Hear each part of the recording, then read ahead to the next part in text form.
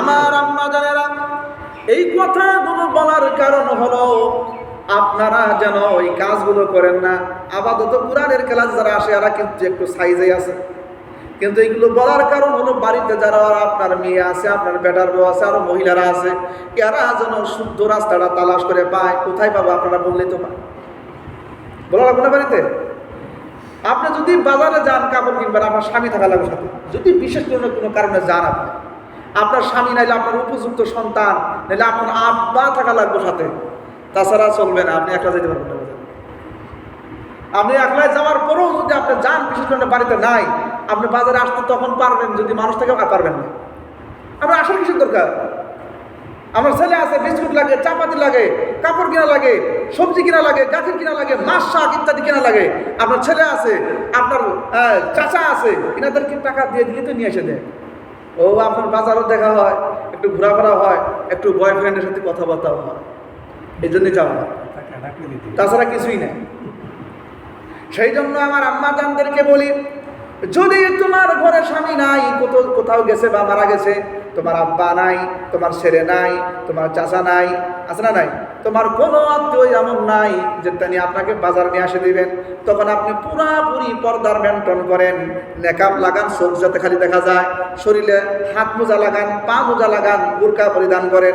জরুরত যতটুকু আলু 1 কেজি, বাগুন 1 কেজি, পেঁয়াজ, মরিচ, আদা, রসুন কিছু কিনা লাগে, এগুলো আপনি নিয়ে যতটুকু সময় লাগে অতটুক সময় আপনি বাজারের ভিতরে একটু দরকারের কারণে গেছেন, দরকার শেষ, 1 সেকেন্ড আপনার বাজারে থাকা জায়েজ নাই।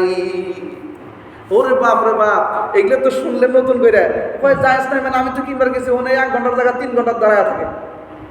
আর দোকানদার হাতে নানান গল্প আলাপ, হ্যাঁ ভাইজান কোনে গেছে, ঠিক আছে ভাইজান না থাকলে আপনি আসবেন ইনশাল্লাহ, আপনার জন্য দরজা খালি। তো গতিকে এই ধরনের গুনাহ যাতে আমরা না করি।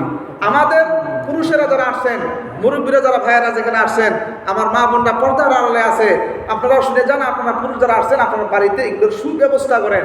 মহিলারা যাতে বাজারে যথাসম্ভব যাওয়া যাতে মানা হয়, যাইতে যেন না পারে, পুরুষরা করবে।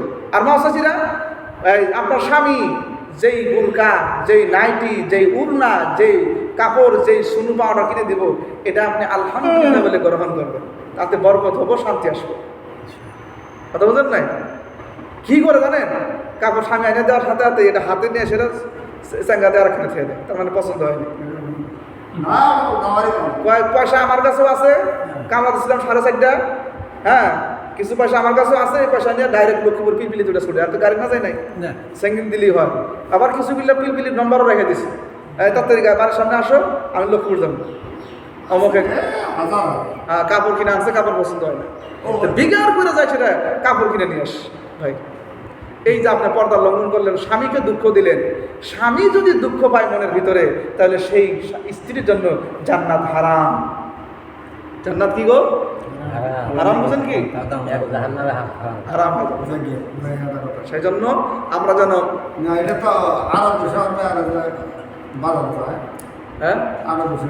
আচ্ছা বাজার করলাম, তো বাজার যদি করে ওরা তো যারা সময় মতো যায়, সময় মতো আসে, এটা আরবি কি আর পাকিস্তানি কি আর ভারতে কি? আরব বলতেই যে ওরা জান্নাতে যাবো গা, বাজার করলেই ওরা বলতেন যাই যাচ্ছে, আমি সেটা বলবো না।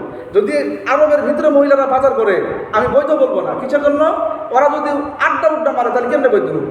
যদি বাড়িতে মানুষ নাই, চাকরিতে গেছে, কোনো জায়গায় গেছে, বিশেষ কোনো কারণে বাজারে আসছে পুরা পর্দা করে, তাহলে তার জন্য চলবো যতটুকু টাইম দরকার অতটুকু।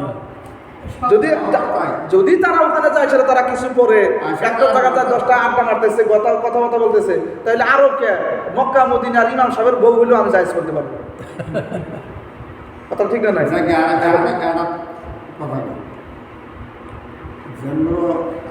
আমার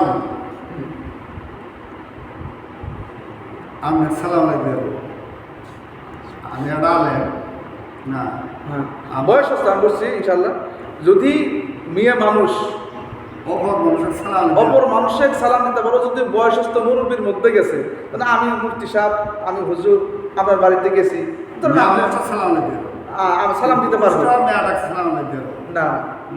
আপনি বয়সস্থ মানুষ, আপনাকে আমিও সালাম দিতে পারবো, হ্যাঁ বয়সস্থ মানুষকে আমি সালাম দিতে পারবো। মহিলা যদি চায়, উনি বয়সস্থ মানুষ, উনিও আমার সালাম দিতে পারবো। কিন্তু ভেদাভেদ কোন জায়গায়? যদি যুবতী মেয়ে আছে, যুবতী মেয়ে হুজুরে সালাম দিতে পারবো, মুরব্বী সালাম দিতে পারবো, কিন্তু আমি যুবতী মেয়ে সালাম দিতে পারবো না। ওই তো পুরুষটা সালাম আলাইকুম দিবে। হ্যাঁ, সব ক্ষেত্রেই না। আবার আমি আমার চাচির বয়সের যারা আছে তাকে সালাম দিতে পারবো। কারণ আগে হ্যাঁ। আমরা দেখছি মুন্সি মুরগুলিয়া যদি মুন্সি বাড়াই আইনি শুক্রবার তো আমার দেখা হতে শুক্রবারে আগে দেখছি শুক্রবারে মেয়া 11টা হলে বাইরে আসে আছে কি কোনো মেয়া বাইরে আসে ওই হুজুর যাবো মুন্সি যাবো হুজুর তো মানে মুন্সি মুন্সি যাবো মুন্সি এত পর্দায় থাকছে আর এখন মুন্সিকে দিলে না একেবারে লেগে গেলে মুন্সির সাথে যাবো উড়ি। আরো কিছু আছে কি? আরো প্রশ্ন আছে? আদা আছে সামনে শেষ হচ্ছে না। হ্যাঁ আচ্ছা ভাই কম আমাদের কথা আটকে থাকে কছে মানে কথা এই যে মসজিদে মাইকতে এটা একদম ফোন আছে চলে কি নাকি এই কই যে মানে কন্ডিশন হলো কি এই মসজিদের মাইক দিয়ে কোরআন ক্লাস করা এটা যখন কয়েকজনে বলেছে যে কোরআন ক্লাস করা চলে না, মসজিদের মাইক দিয়ে কোরআন ক্লাস করা চলবো কি না? হ্যাঁ চলবো কিনা আমরা বক্স কিনছি না? হ্যাঁ বক্স আছে না? আর কিনছি হ্যাঁ বক্স আছে, হ্যাঁ মাইক আছে।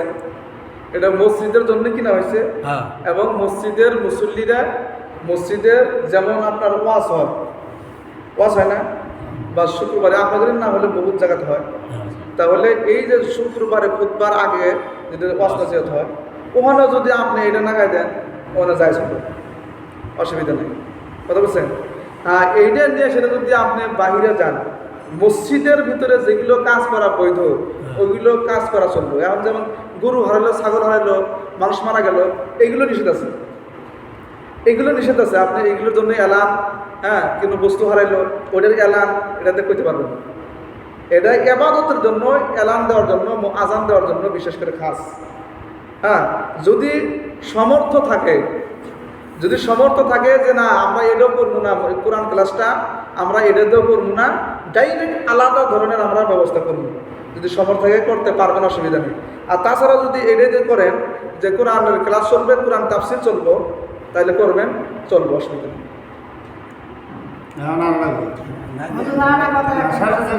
এডি কত আসল কত এডি আমার কারণ মসজিদের মসজিদে 3 রাকাত ফরজ নামাজ, 2 রাকাত নামাজ আর এডারা শেষ করে এডারা শেষ করে এডারা শেষ করে এই যে কথাটা তুলতো জানো ওইদিকে দেহেই নেই কোরআন ক্লাস এই যে জামাদার যে ওরা তো না শুরু দেখছি শুরু শুরু থাকতে আর তো বুঝে নাই কোরআন দেখছি। আছে তো